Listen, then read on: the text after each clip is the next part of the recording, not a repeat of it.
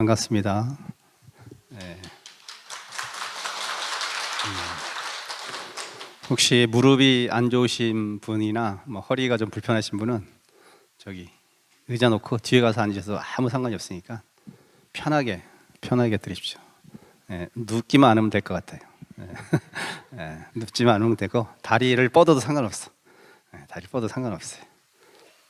힘들 때는 다리를 좀 뻗어도 상관없습니다.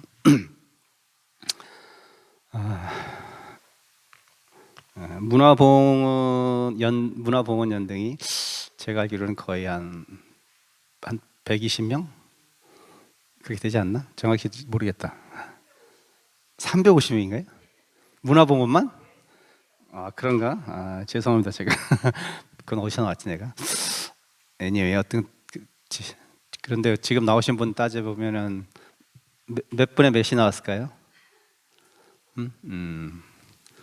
그래요. 원래 돈은 멀고 돈은 가깝고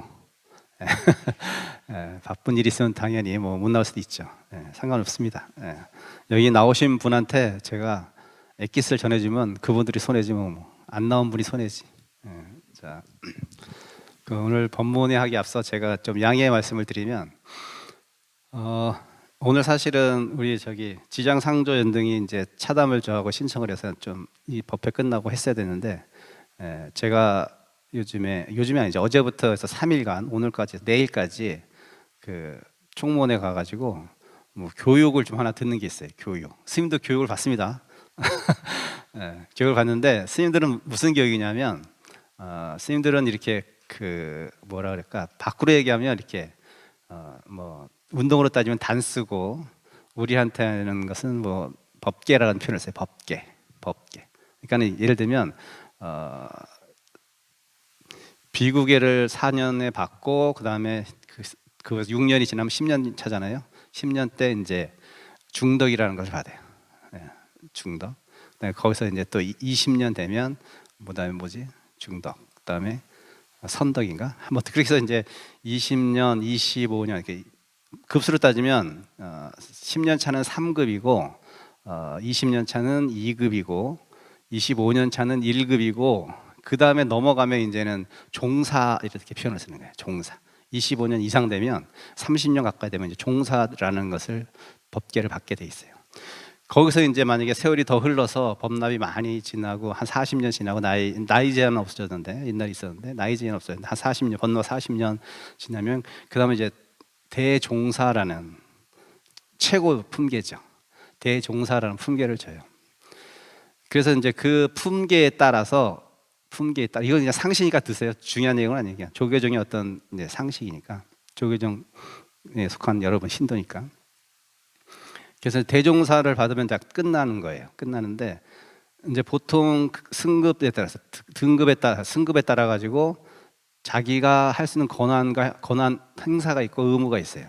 예를 들면 3급을 받아야지, 한마디로 10년이 지나야지, 그리고 10년이 법납이 10년이 지나고 3급을 받아야지 주지를 할 수 있어요. 예를 들면 10년, 지금 보면 주지 스님들은 다 10년 넘었다고 보면 되는 거예요. 어느 절에 가든.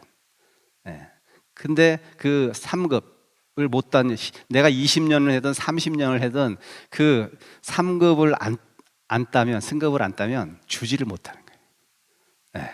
법불은 그렇게 돼 있어요. 편법 물론 있겠지만 물론 그렇게 돼 있어요. 그래서 스님은 이제 3급까지만 받은 거야.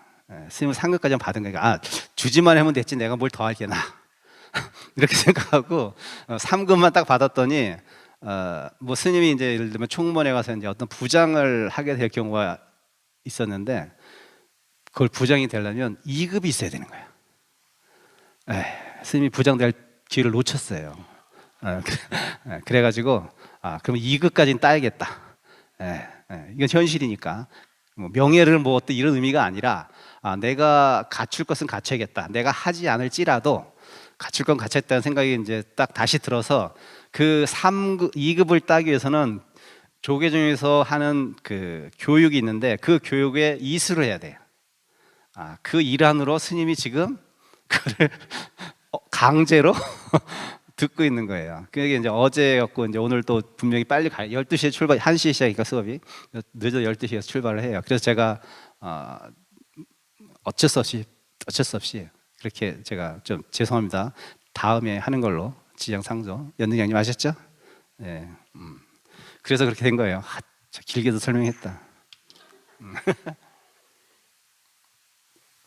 근데 제가 신청한 과목이 원래는 2박 3일 보통 저기 마곡사 근처에 거기 우리 문화연수원이 있잖아요. 거기서 보통 2박 3일에서 듣는데 이건 서울에서 그냥 출퇴근하면서 듣는 거기 때문에 제가 강의를 신청한 거죠.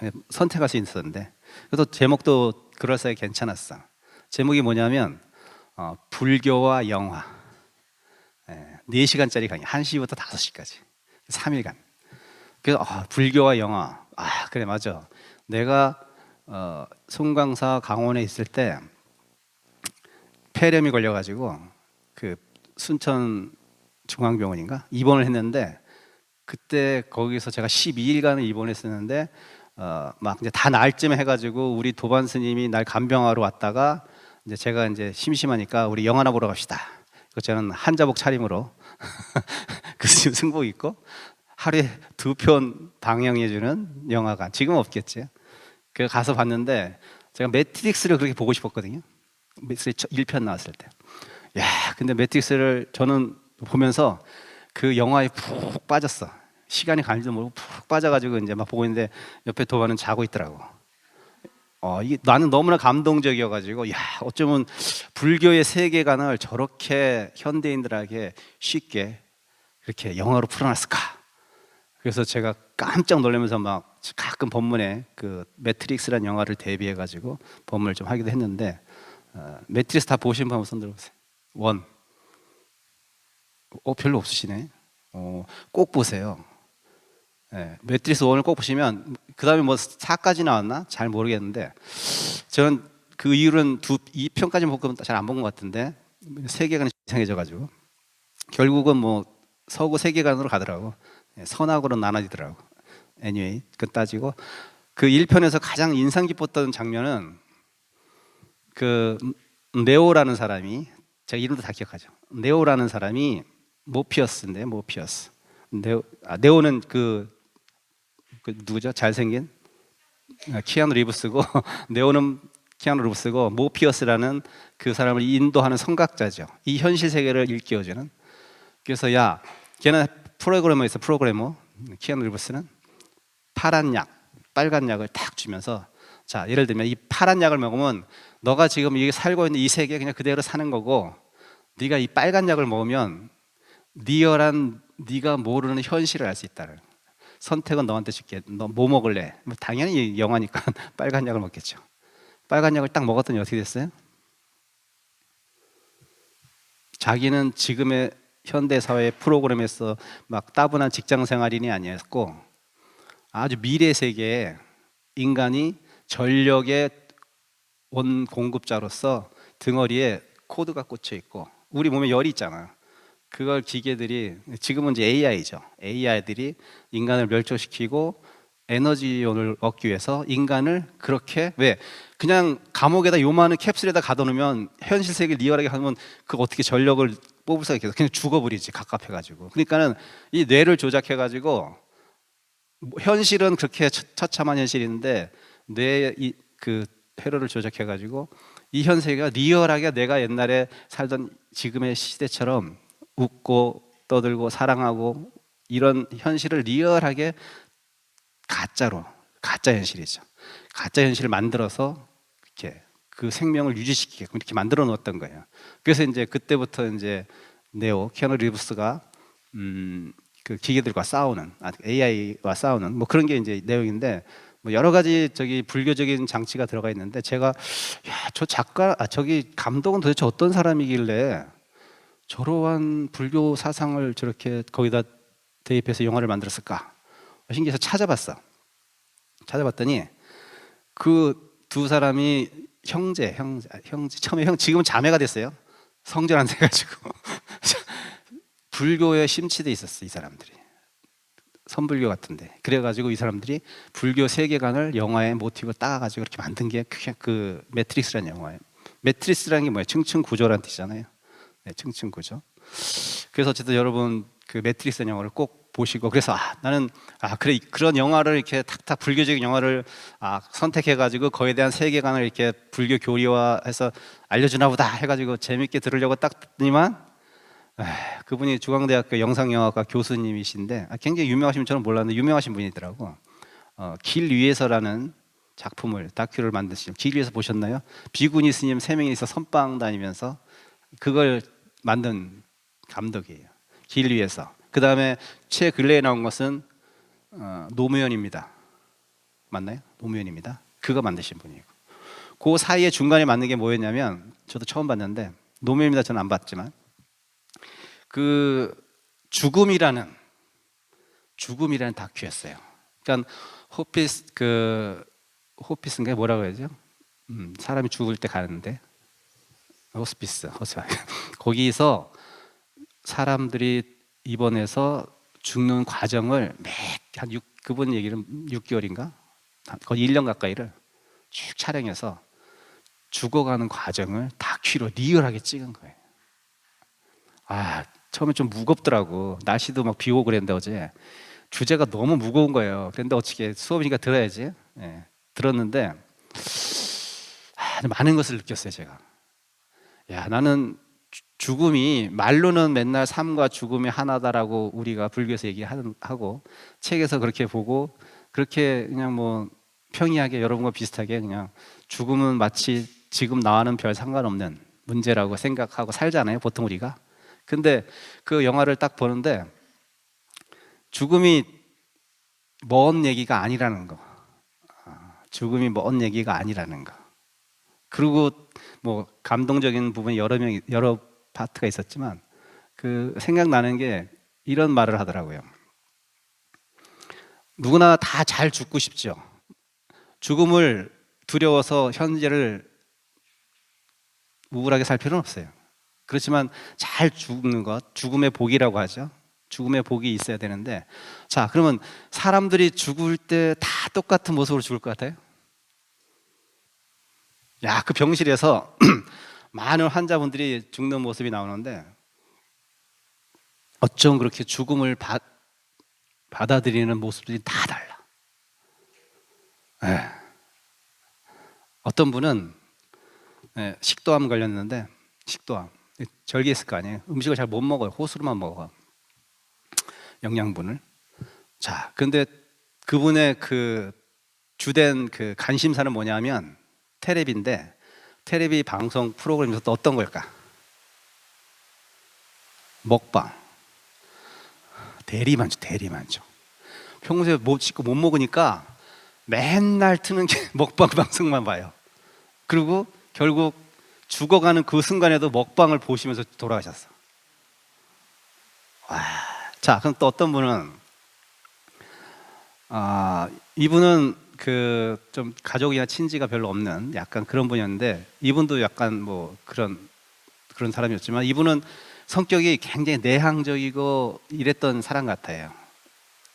여기 병실에 오기까지 혼자 이렇게 살아서 외롭게 살았던, 그리고 배타적이고 사람들과 교제하지 않고 소통하지 않고, 근데 똑같이 병실에서도 똑같이 그렇게 살아요.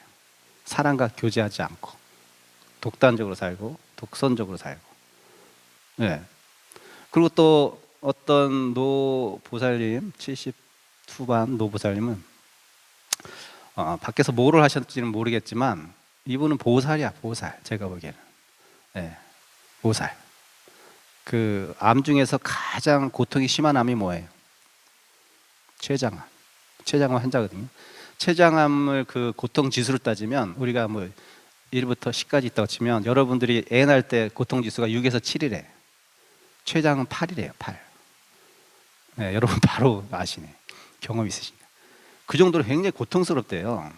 그래서 보통 그 고통을 못 이겨서 막 아무것도 못하고 계속 혼미한 상태로, 왜냐하면 그 마약 같은 거를 고통스러우니까 고통을 완화시켜주기 위해서 엄청난 다량의 약을 거의 투여하고 사니까 맨날 혼미해. 보통 췌장 환자도 그렇게 한다고 해요. 근데 이분은 안 맞아. 안 맞아. 근데 그 고통이 엄청 심할 텐데 안 맞는 거예요. 왜냐하면 이걸 맞으면 자기가 제정신으로 하루하루를 못 사는 거예요. 그래서 아픔보다는 나는 정신을 맑게 사는 게 더 좋다 그래서 그냥 그분은 진통제를 거의 안 맞고 그렇게 살다가 또 가신 분도 있고. 자, 그럼 이게 무엇을 얘기하냐면 여러분이 죽을 때 모습은 어떤 모습이냐면 각자가 지금 사는 모습이. 여러분이 어떤 생각을 가지고 사느냐에 따라 갖고 죽을 때 그러한 모습으로 죽어요. 이건 정확한 거 제가 보니까 거의 맞아요. 그래서 제가 생각했죠. 나는 죽을 때 어떻게 죽을까? 그 죽을 때 모습을 보면 내가 여태까지 수행했던 과정이 위선인지 아닌지 다 드러날 거야. 이렇게 맨정신에는 여러분한테 위선적으로 할 수 있잖아요. 죽을 때 어떻게 위선적이 돼, 사람이. 본심이 나올 수밖에 없단 말이에요. 반대로 얘기하면, 그래서 여러분 아무리 훌륭한 스님도 죽음을 어떻게 맞이하냐에 따라서 보면 그분이 어떻게 수행인지가 보이는 거야. 마찬가지로 여러분도 잘 죽기 위해서는 잘 살아야 돼. 잘 죽기 위해서는 잘 사는 게 중요한 거예요. 그럼 잘 살기 위해서는 어떻게 살아야 돼? 잘 사는 방법은 여러 가지가 있지. 제가 뭐 따로 얘기 안 해도 너무 다 잘 아시잖아요. 잘 사는 방법. 베푸는 거지 뭐 딴 게 뭐 있어. 베푸는 거예요. 그 아까 얘기한 그 췌장암 걸려서 돌아가신 그 할머니도 엄청난 고통을 참을 수 있었던 것은 정신력으로, 뭐 우리가 보기엔 정신력 같지만 그분은 아픔이라는 그 고통을 떠나버린 거예요.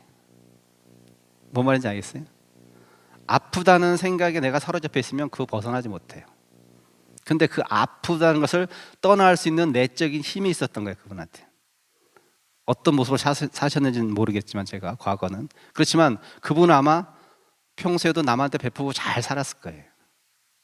그래서 그분은 그 병실을 그거는 그 다큐 그 감독이 직접 이제 저한테 얘기한 거, 우리들한테 얘기한 건데, 그분이 원래 그 병실이라는 것이 냄새가 많이 나잖아요. 환자들 있고 막 그 대소변도 못하니까 그렇게 해주는 분도 있고 하니까 이게 막 냄새가 막 고약하다네. 근데 그분이 떠나고 나서 며칠 동안 그 병실에 향 냄새가 어마어마하게 났다는 거야. 그래서 막 그 냄새 맡으러 의사들도 오고 그랬다는 거예요. 근데 제가 그런 얘기 들었거든요. 수행력이 높은 분들은 그 사시는데 씻지도 않고 그러는데도 불구하고 향이 난다는 소리를 제가 들은 적이 있어요.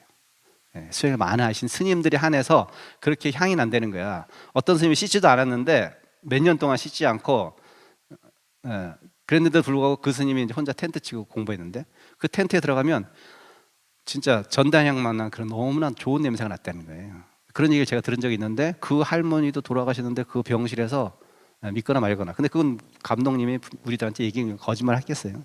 당신도 거기서 촬영을 계속 했는데 그랬다는 거예요. 그래서 이게 수행 공부하고 이런 게 꼭 머리 깎고만 공부하는 것은 아니라고 생각을 해요. 평소에도 그렇게 생각했지만 특히 여러분이 있는 자리에서 얼마든지 그렇게 향기 나는 삶을 살 수 있다는 거죠. 내가 마음을 어떻게 쓰느냐에 따라서. 그래서 자식들한테 아주 좋은 기억으로 남겨지기 위해서 공부를 하셔야 돼요. 그렇지 않으면 그 뒷모습에서 좋은 모습을 못 보여주는 그러한 일이 생길 수도 있어요.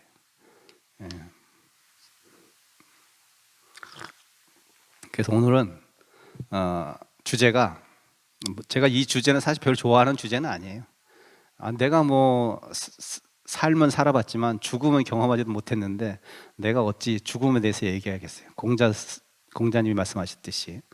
그렇지만 오늘은 불교에서 말하는 삶과 죽음에 대해서 한번 잠깐 얘기하고 마치도록 하겠습니다. 노무현 대통령이 돌아가실 때 유서를 썼죠. 그 유서 중에 한 대목이 이런 대목이 있어요. 삶과 죽음이 모두 자연의 한 조각. 이런 표현이 있어요. 삶과 죽음이 모두 자연의 한 조각. 자연스럽다는 거죠. 예. 그러면서 이제 당신이 그런 비극적인 결론을 지었지만, 어쨌든 이분도 평소에 어떤 사고를 갖고 살았는지는 잘은 모르겠지만 불교적인 영향을 좀 받지 않았을까, 좀 책을 봤거나 이렇게 생각이 들어요, 저는. 왜냐하면 이분이 고시 공부할 때 절에서 공부했다고 제가 얘기를 들었어요. 고향 그 근처에 있는. 그렇죠.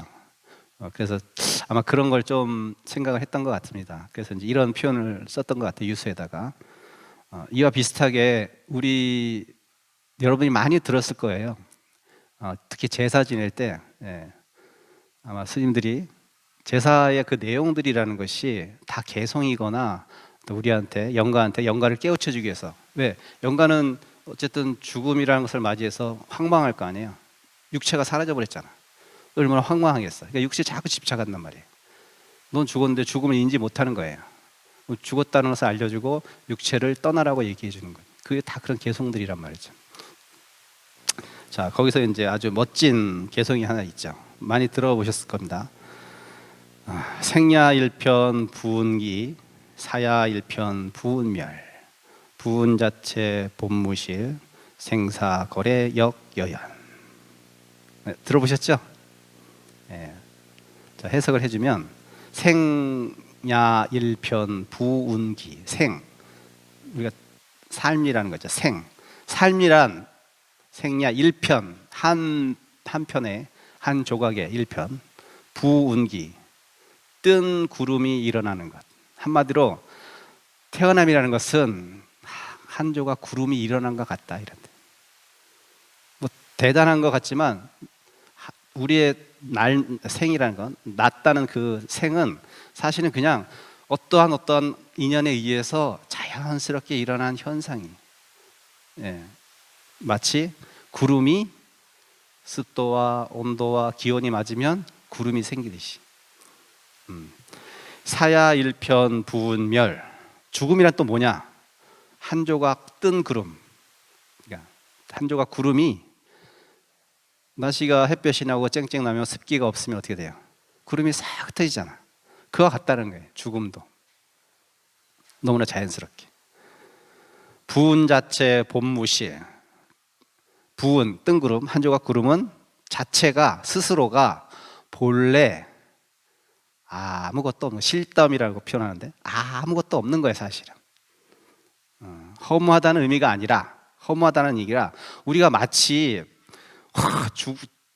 살아서도 마찬가지지만 죽어서도 마찬가지야.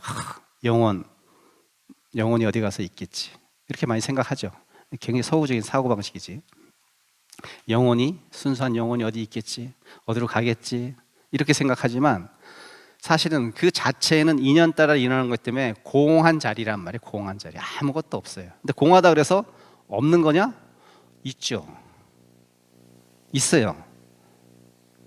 공하니까 아무것도 없다는 의미가 아니라 공한 자리지만 없으면서 있고 있으면서 없는 거예요.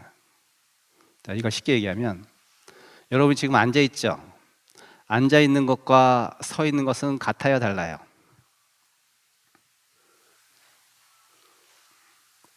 앉아 있는 거, 서는 거 같은 거야, 다른 거야? 여러분들은 모양에 사로잡혀 있기 때문에 다르다고 보는 거야. 네. 상의 어떠한 모습을 보고 여러분 약인 새겨나요. 여러분 딱 색을 보면서 저거는 어떠한 모습을 빨리 규정을 확 지었기 때문에 그 모습만 취하면 그냥 그대로 맞지 않는 게 따로, 쓴 게 따로처럼 생각하지만, 여러분이 앉는 것 자체에 섰다는 어떤 모습이 없으면, 본래 갇혀 있지 않으면 쓴다는 행위를 할 수가 없는 거야. 서 있을 때도 마찬가지야. 여러분이 앉을 수 있다는 어떠한 것을 하기 위해서는 그 섰다는 그 모습 속에 앉는 모습까지 다 포함되어 있기 때문에 앉을 수 있는 거예요.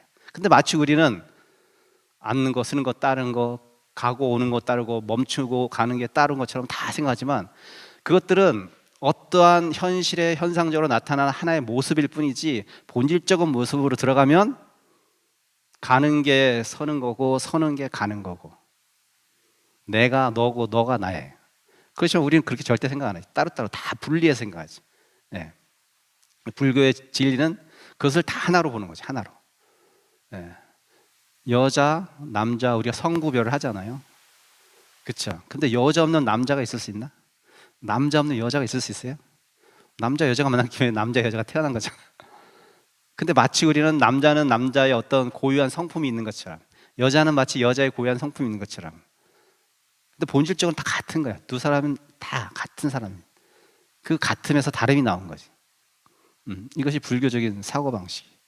이렇게 사고를 하면 집착할 것이 아무것도 없지. 내가 앉으면 앉는 대로 좋고, 쓰면 쓰는 대로 좋고, 떠들면 떠든 대로 좋고, 조용하면 조용한 대로 좋아. 근데 우리는 내가 좀 조용하고 싶은데 떠들면 시끄럽다고 하고, 내가 좀 말하고 싶은데 옆에 조용하라면 짜증나는 거예요. 자기 기분에 따라서, 자기 마음에 따라서 거기에 계속 속고 사는 거야. 떠들 수 있는 인연이 오면 떠들고, 조용할 인연이 오면 조용해야 되는데 떠들지 말아야 될 땐 떠들고, 떠들어야 될 때는 안 떠들어. 자, 질문 한번 해보세요 하면 질문 안 해. 평소엔 뒤에 가서 말이 이렇게 많으면서 질문 한번 해보세요 스님한테 그러면 말 못해. 앞에서 자리 돗자리 깔릴 때 얘기해야지. 그리고 뒤에 가서 막 수덕수덕 하지 마시고. 생사 거래 역여연. 생사가 삶과 죽음의 본래. 생사 거래잖아요. 생과 그러니까 삶과 죽음, 그다음에 거래, 오고 가는 것, 그것 또한 모두 그러하니라. 이게 뭐 서산대사의 시라고 얘기해요. 뭐 정확한 건 아닌 것 같은데 서산대사의 시라고 하는데, 사실은 이 앞뒤에 더 많은 네 구절이 있어요. 그것까지 제가 가르쳐 줄게요. 서산대사의 이제 절명시라고 하는 건데, 공술의 공수고 시 인생, 이게 제 첫 번째 타이틀이에요. 많이 들어봤죠? 공술의 공수고 시 인생. 빈손으로 왔다가 빈손으로 가는 것이 인생이다. 생종화철의 사양하처거. 삶은 어디서부터 왔고 죽음은 어디로 향하는가. 마치 우리는 태어난 것은 없는 것에서 있는 것이 탁 나오는 것이고, 죽음이란 있는 것이 없어진다고 생각하죠? 네, 그렇게 보잖아. 태어나면 무언가 생긴 거고 죽음은 뭔가 사라지는 것 같아. 네, 우리 현상적으로 그렇게 보여요. 그렇지만 불교에서는 남 속에, 생 속에 죽음이 있고 죽음 속에 생이 있는 거죠. 여러분이 죽는 이유는 낳기 때문에. 죽지 않으려면 태어나지 말았어야지.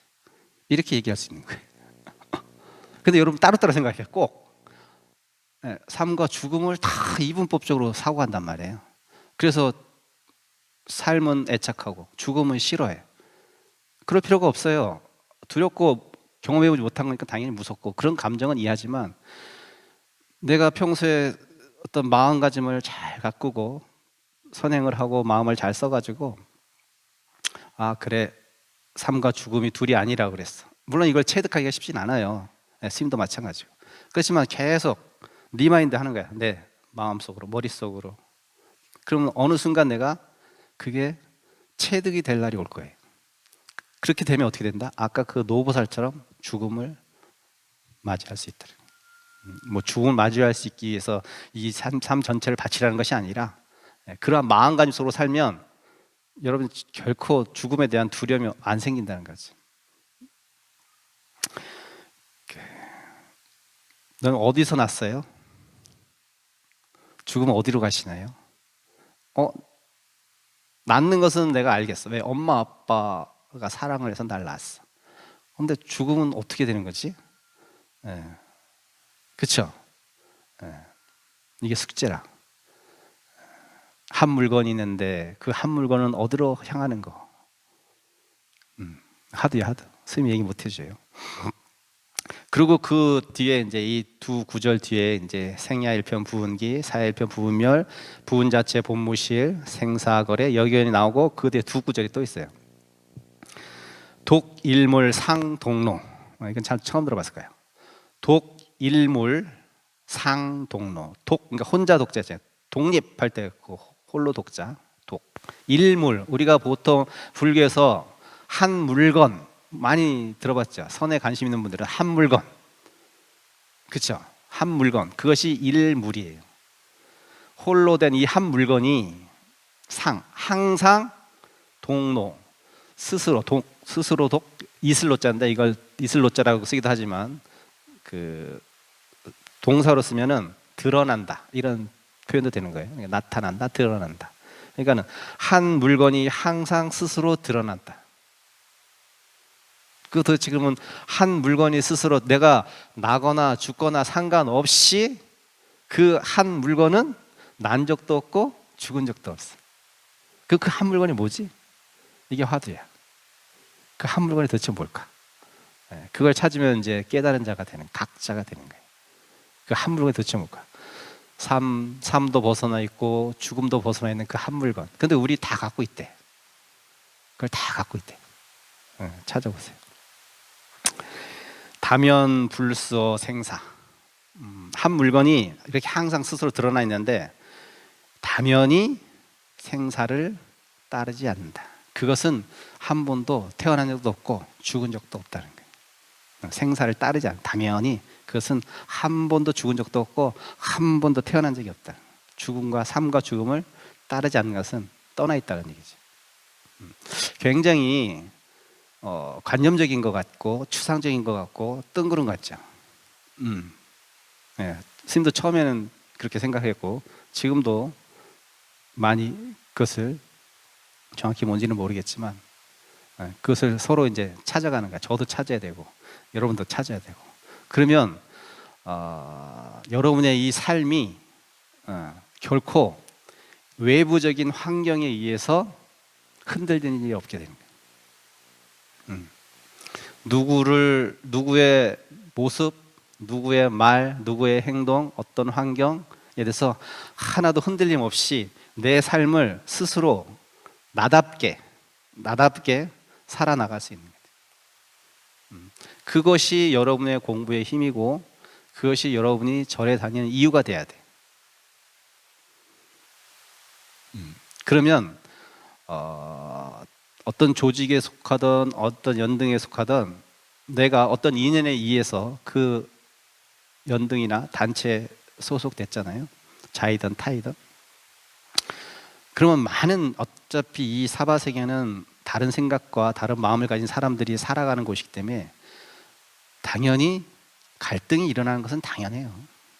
근데 그 갈등을 바라보는 모습을 내가 다르게 볼 수 있어. 그렇게 내가 마음을 굳건히 하면 그 갈등을 내가 그렇게 그 갈등 속에서 얽매여서 헤매지 않고 그 갈등을 객관적으로 볼 수 있는 힘이 생겨요.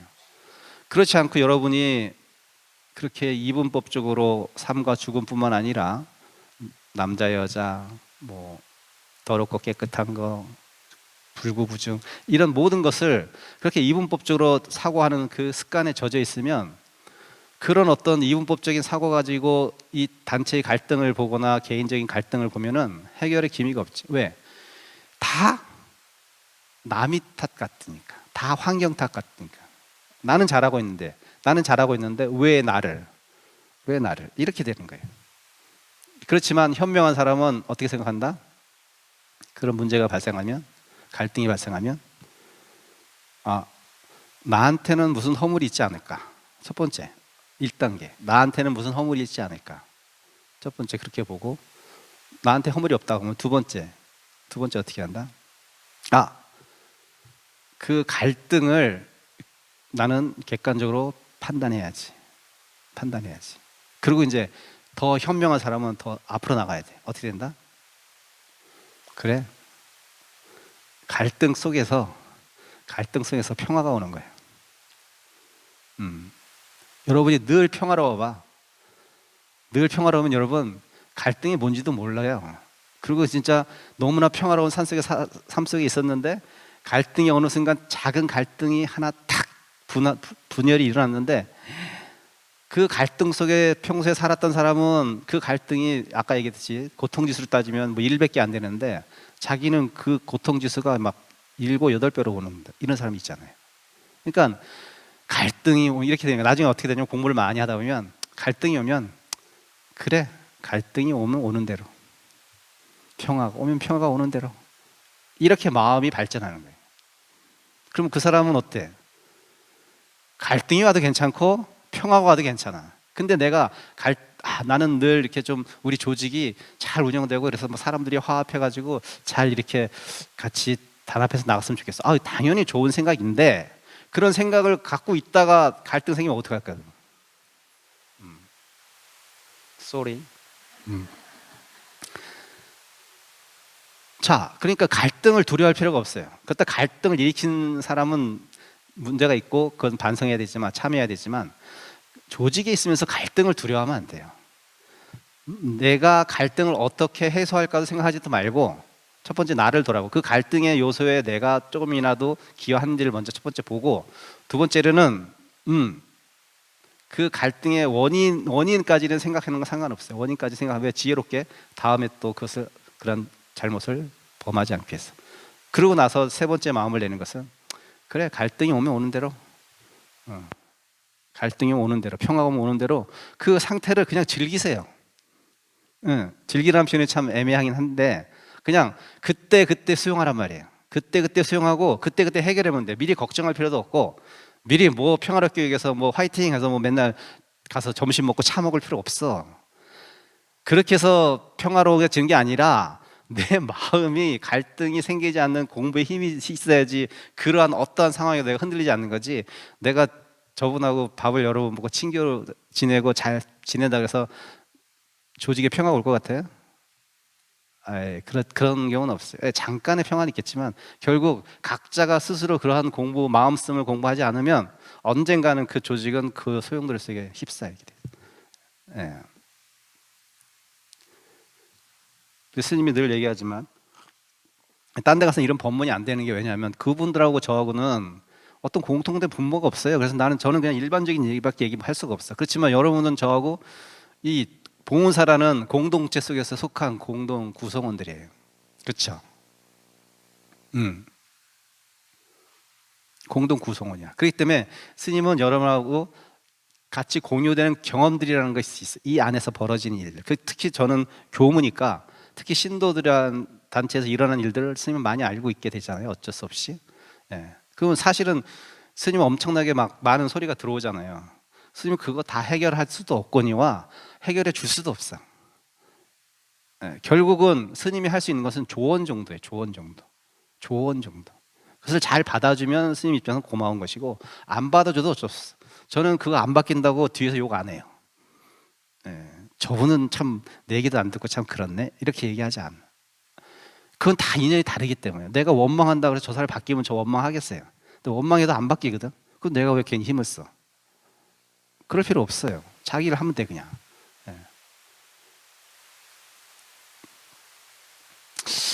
그래서 스님의 조금 여러분한테 좀 이런 기회를 빌어서 이렇게 모여 있을 경우가 쉽지 않잖아요. 한 달에 한 번이긴 하지만 제가 좀 이렇게 바라는 모습은 어떤 거냐면 봉사도 물론 좋아요. 봉사 당연히 훌륭한 마음이고 좋은 마음으로 봉사하는 건 좋지만 오히려 그 봉사를 한다는 그 생각 때문에 내가 다른 것을 얻을 수 있는 또 기회를 놓칠 수가 있어요. 나는 바쁜 와중에도 나와서 봉사를 하는데 왜 나를 몰라주지? 이런 서운한 생각이 때론 들 수도 있고 사중에서 스님이 직원들이 왜 몰라주고 우리를 이렇게 옆에서 서포트를 잘 못해주지? 그런 경우가 분명히 많이 있죠. 현실적으로. 자, 그렇지만 옆에서 서포트 착착착 다 해주고 하나도 불편함이 없이 모든 것을 다 세팅해 준다는 그런 환경이 있다고 생각해 봅시다. 그럼 여러분이 왜 필요하지? 그냥 잘 돌아갈 것 같아. 그냥 절로 돌아갈 것 같아. 문제가 생긴 걸 두려워하지 마시고 문제를 무서워하지도 마시고 갈등을 무서워할 필요 없어요. 그냥 제가 아까 얘기했죠. 문제가 생기면 나를 돌아보세요. 거기에 정답이 있어요. 자꾸 밖으로 시선을 돌릴 필요 없어요. 그러면 그 조직은 뭐 스님도 필요 없고 나도 필요 없고 주지스님도 필요 없고 직원도 필요 없어요. 알아서 다 잘 돌아가요. 예. 그래서 좀 불만이 생기면 무엇을 한다? 자기가 좋아하는 것들 있죠. 예. 불만이 생기고 마음에 갈등이 생길 때 어떻게 하냐면 집중할 수 있어요. 네. 뭐 저기 남편하고 맥주 한 잔 먹으면서 풀리면 그렇게 하시고, 예. 아니면 나는 절을 하면 좀 풀리면 절을 하시고, 예. 푸는 방법 여러 가지 각자가 다 다르니까 업이 있을 거야. 그런 무슨 문제가 생기면 뭐 그걸 해결하러 막 이리저리 분배하게 떠들 필요 없어. 예. 시간이 좀 걸릴 수 있지만 스님 스타일이지만 냅둬버려요. 냅둬버려. 그러면 아구가 지들이 스스로 이렇게 맞춰진다니까. 근데 거기서 맞춰진다 해서 그럼 또 갈등이 아니라 또 일어날 거예요. 그렇지만 자꾸 내가 생각을 넣고 개입해버리면 일이 더 안 돼. 틀어져. 왜? 사람마다 생각이 다 달라요. 인연이 다 달라. 좋은 마음을 내는 사람도 있고 좋지 않은 마음을 내는 사람도 있어요. 그러니까 그 마음들이 조금 누그러질 때까지 수거질 때까지 그냥 시간을 좀 보내야 되는데, 그 시간도 숙려 기간도 없이 막 그냥 좋게 하려고 막 이렇게 해결하면 오히려 그냥 감정이 안 좋은데 더 감정이 고조돼 버리니까, 싸우는 놈 그냥 싸우게 냅둬요. 크게 사건화 되지 않으면 싸우게 냅두고 잘 이렇게 지켜보면서 지낸 그런 담담한 마음도 여기잖아. 아까 얘기했잖아. 다면 불서 생사. 다면이 생사일지라도 다면이 받아들이는데 뭐 이거 살면서 뭐 죽고 사는 문제도 아닌 거 가지고 치그덕 싸워요.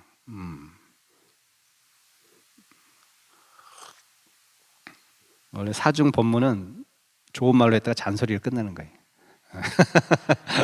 그러니까 너무 마음에 두지 마시고, 아이고 스님이 또 잔소리 하나 보다 그리고 딴 데 가서 스님 법문에서 잔소리만 하더라 이런 얘기 하지 마시고, 잔소리가 오면 잔소리가 오는 대로, 좋은 말이 오는 대로 이렇게 좋은 건 받아들이고 안 좋은 건 흘러보내고, 좀 이렇게 느긋하게 사세요. 이제 죽을 날도 얼마 없어요. 우리 이제 얼마 안 남았어. 스님도 한 길어야 20년. 20년 딱. 제가 그 영화를 보면서 느낀 게, 와, 나도 곧 죽겠네. 막 죽음이 현실로 느껴졌어요. 그러면서 어떤 마음이 들었을 것 같아? 착하게 살아야겠다. 좀 더 착하게 살아야겠다. 마음을 좀 잘 써야겠다.